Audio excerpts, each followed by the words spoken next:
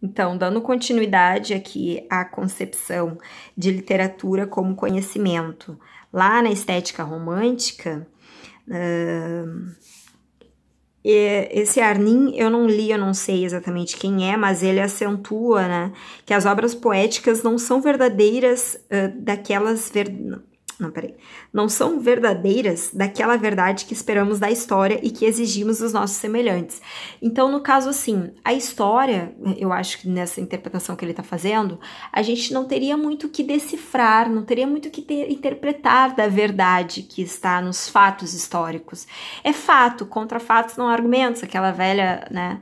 Mas aqui, no caso, eu vejo nesse sentido, que a história não necessita de decifração. Enquanto a poesia ou essas verdades das obras poéticas, né, não são essas verdades fatuais, elas precisam de decifração, precisam de interpretação, né? Elas não seriam o que procuramos, o que nos procura, se pudessem pertencer inteiramente à terra. Bom, e aí, essa noção aqui lembra muito a questão do misticismo, né? Essa questão do misticismo tá muito forte nessa crença, dessa estética romântica dos poetas sagrados, videntes, né? Uma crença de uma comunidade eterna, sabe? Um universo, uma comunidade universal, né? Que se exilou desse mundo, enfim, mundo terrestre, material, enfim. Então, é uma grande viagem isso daqui, no sentido, assim, a crença deles era realmente essa, era de verdade isso aqui, eles realmente acreditavam que a poesia tinha esse poder de dar ao homem, né, de levar o homem ao conhecimento, nesse sentido. E aí, claro, sempre a decifração. Essa questão da decifração eu acho genial, eu acho fantástico, assim, que foi uma sacação muito forte, assim, dessa questão do entendimento do mundo, da decifração. O que eu acho que não é exatamente assim é esse universal, esse transcendental, assim, no caso aqui, né, todos nós teríamos que chegar, porque isso aqui é um outro âmbito. Então, eles trouxeram uma crença que é mística, é uma crença sobrenatural, uma crença espiritual, enfim, quase no âmbito religioso. Trouxeram de uma outra esfera para a esfera da teoria para tentar explicar a importância ou definirem a função da literatura. Então, a gente vai entender que isso aqui, dessa comunidade transcendental e tudo mais, isso é absolutamente discutível em outro âmbito. Na minha opinião, não é algo que a gente tenha que discutir como função de teoria, função da literatura. Não, eu, no meu entendimento, não acho que a poesia ela seja isso, para te levar a esse universo desconhecido. Se eu for pensar que a poesia é para me colocar junto com os homens, vai ser com os homens do tempo atual, não de um universo desconhecido de homens e de caráter e de coisas que eu desconheço. Muito pelo contrário, a poesia me joga para a realidade dos sujeitos que estão ao alcance do meu entendimento, e não ao que está fora do alcance da minha razão, certo? Então, essa é a minha crítica aqui para esse pensamento romântico. Nestes princípios da estética romântica, encontra-se já explicitamente formulado o tema do poeta vidente de Rimbaud, que era um surrealista, se não me engano, né? O poeta da aventura luciferina rumo ao desconhecido. Então, isso aqui era muito forte, como uma crença dos poetas, assim, de acreditar que realmente deveria se chegar a algum lugar, a uma verdade elevada, né? Um lugar elevado que era para poucos. E aqui começa também a surgir todo um problema desse pensamento, porque muita coisa não ia acabar acontecendo desse jeito aqui não, né? Então, mais uma vez, a noção do transcendental, né? Então, no caso, assim, o sujeito poeta, ele chega ao desconhecido, né? Ele tem um conhecimento absoluto ou se envolve mesmo por força encantatória, criadora de realidade, enfim. Aí vem toda a ideia do surrealismo também. O surrealismo vem trazendo essa ideia do místico e do absoluto, né? Do conhecimento absoluto. Que o conhecimento absoluto, eu acredito que para eles é essa noção do misticismo e da universalidade, sabe? Dessa verdade do ser e da existência, né? Então, através, sobretudo, de Rimbaud e de Lautréamont, não sei como se lê porque eu não falo francês, a herança romântica da poesia como vidência é retomada pelo surrealismo. Então, o surrealismo, décadas depois, vai retomar essa questão, que concebe o poema como revelação das profundezas vertiginosas do eu e dos segredos da supra-realidade, como instrumento de perquisição psicológica e cósmica. Então, aqui, principalmente no surrealismo, tá rolando uma interpretação da obra literária, ou melhor, uma produção poética muito, muito, muito engajada nessa noção psicológica e cósmica, tá? É um psicologismo cósmico.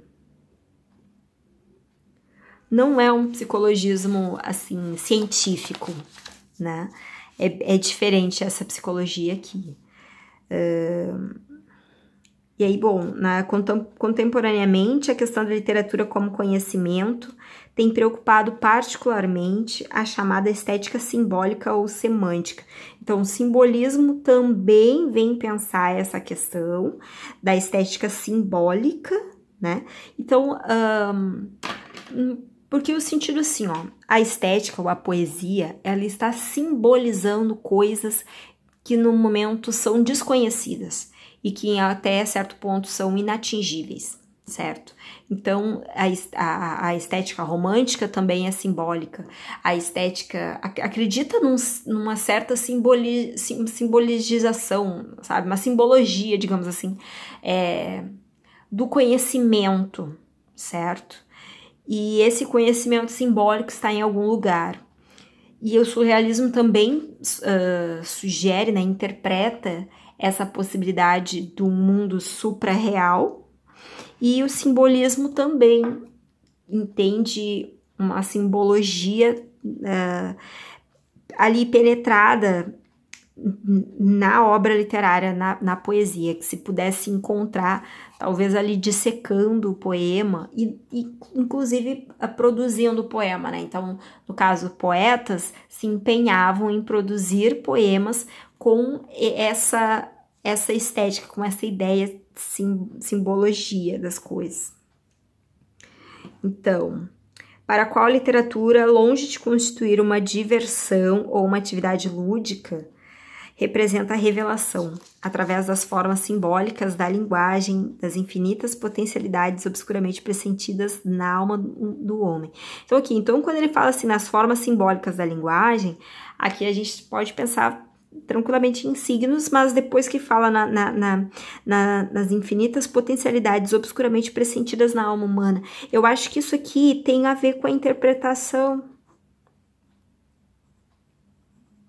Porque uma forma da gente entender a interpretação ou a possibilidade da gente interpretar o mundo, muito é perpassado pela alma, digamos assim, né? Pela nossa bagagem, pela nossa subjetividade.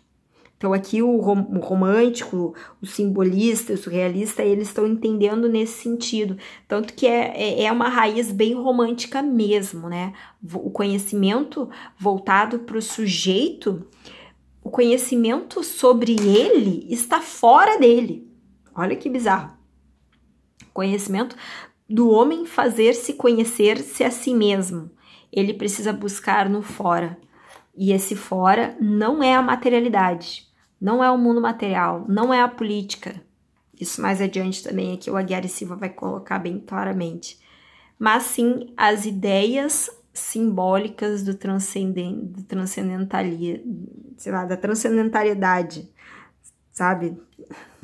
Transcendentalismo é uma coisa assim que eles, enfim, eu acho que eles encontraram um caminho que dá muito mais significação para a obra literária, porque de alguma forma a poesia está se relacionando com o fora. Então, acredito eu, penso eu, que aqui a obra literária funciona muito mais do que quando ela não procura se relacionar com o seu fora.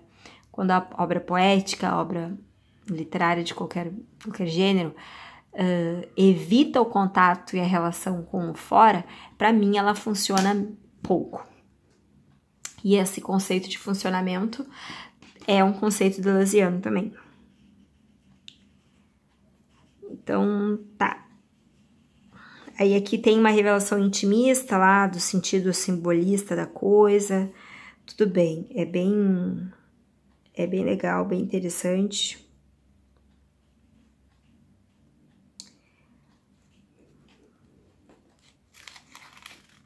Tá.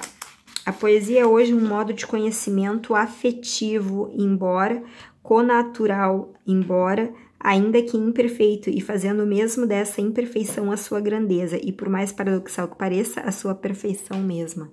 Então, é isso, né? A poesia é hoje, no consenso unânime de todos os últimos grandes poetas da humanidade, de todas as línguas e raças, um modo de conhecimento. Então, os caras, eles realmente estavam acreditando no poder da literatura nesse sentido de conhecimento, bem simbolista mesmo, tá? Então, a literatura como efeito não é uma filosofia disfarçada, nem um conhecimento que transmite, se identifica com conceitos abstratos ou com princípios científicos, né? Todavia, a ruptura total entre literatura e atividade cognoscitiva representa uma inaceitável mutilação do fenômeno literário, pois toda a obra literária autêntica traduz uma experiência humana e diz algo acerca do homem e do mundo. Então, aqui, olha só, aqui, realmente, quando eu tive aquele insight ali do Proust e os signos, e claro, eu tava fazendo a leitura, né, e aqui, alguns parágrafos depois, o Aguiar e Silva cita Proust. Então, tem, de fato, uma certa relação aqui nas coisas, né. Então, eu vou deixar para o próximo vídeo a discussão desse parágrafo, esse longo parágrafo aqui.